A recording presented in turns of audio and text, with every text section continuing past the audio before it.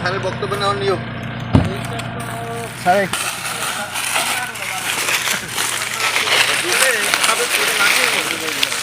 ওই পাশে আর অনেক খাবার খাইতো চা বাগানে ধরো ওইসব খাই নদী পার হয়ে এই পাশে আছে এইখানে রাইটি আলটিরে নদী রাত্রি নদী চলবে এই জঙ্গলে থাকবে না গরম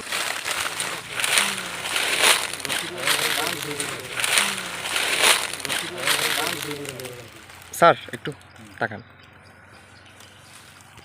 ওকে স্যার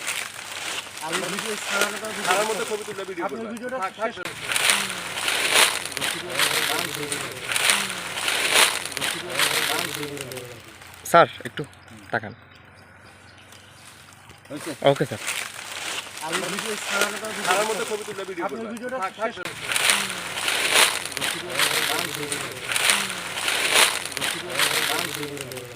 স্যার একটু তাকান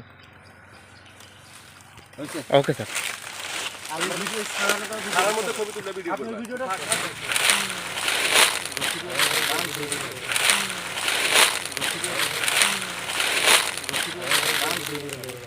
স্যার একটু তাকান ওকে স্যার যে আমাদের এখানকার এলাকার একজনদের মানে আমাদের ভাইয়ের মতো ওনাদের বাসা থেকে প্রথমে সাপটা আওয়াজ কেউ জানতো না। প্রথমে সাপটা কি করছে আপনার মুরগি হাঁসগুলোকে 3টা হাঁসকে ও নিজের ভিতরে রেখে মানে খাওয়ার চিন্তা ছিল ওর। তো পরে যখন ওনার আওয়াজ শুনছে তো ওইখানের মহিলা একটা যারা থাকতো ঘরের পাশে ওই মহিলায় আসিয়ে পরে আমাদের সবাইকে কল দিছে, আমরা আসি আর ওখান থেকে সাপটা করতে পারছি।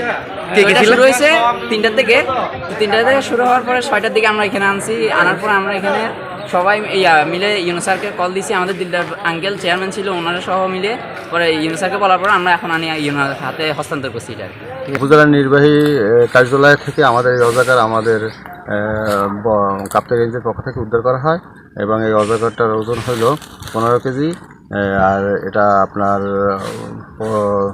14 ফিট লম্বা এবং এটা রামপাহাড় বিডের 28 নম্বর ব্লকে এটা অবমুক্ত করা হয়। আপনারা জানেন আমরা কিছুক্ষণ আগেই একটা পাইথন অজগর, স্থানীয় ভাষায় গোলবাহারও বলে, গতকাল রাত 3টায় আমাদের উপজেলা পরিষদ কর্ণফুলী নদীর তীরে বাসাবাড়িতে আসলে চলে আসে। সম্ভবত ভিতরে খাবারের সংকট, আপনারা জানেন যে শীত পরবর্তী এখন অতি উষ্ণতায় খাবারের সংকট থাকার কারণে হয়তো ওরা লোকালয়ে চলে আসছে। তো স্থানীয়রা ওটা আটক করে আমাকে খবর দেয়। পরবর্তী আমি আমাদের রেঞ্জার সাহেব, ফরেস্ট ডিপার্টমেন্ট তাদেরকে জানাই এবং আমরা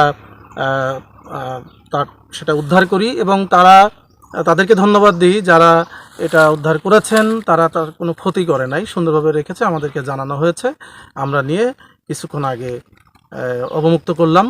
আমরা চাই এরকম সামাজিক কাজে সবাই এগিয়ে আসুক, ভালো থাকুক প্রকৃতি, ভালো থাকুক প্রকৃতির প্রাণী, সবাই নিরাপদে থাকুক।